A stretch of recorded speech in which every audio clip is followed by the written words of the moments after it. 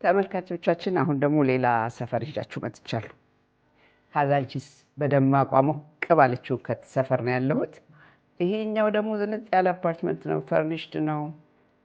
የሚያስፈልጋችሁ ነገር ሁሉ ያለው ነው። እስቲ መጀመሪያ ከዚህኛው ክፍል እንጀምር። ይሄ እንግዲህ ላውንድሪ ሩማቸው ነው።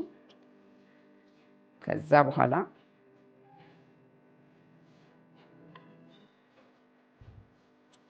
ጠበብ ያለችው የሰራተኛ መኝታ ነች። እናንተ ለፈለጋችሁት ፐርፐስ ልትጠቀሙበት ትችላላችሁ። ይሄኛው ትልቁ ቤድሩማቸው ነው። ተመልከቱም፣ ሁሉ ነገር አለው።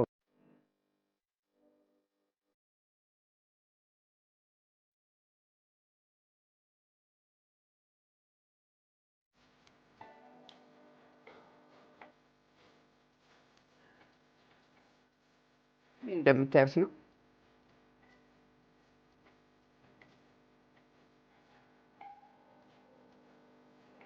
ይህ እንግዲህ እንደምታዩት ትልቁ ማስተር ቤድሩም መሆኑ ነው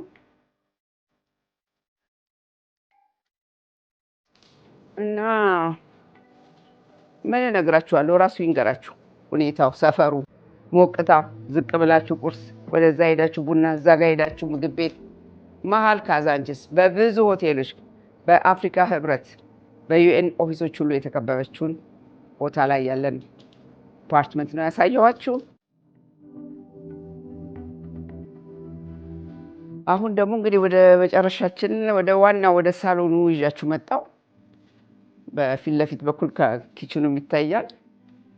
ያው ዘመናዊ አይነት ኪችን ስለሆነ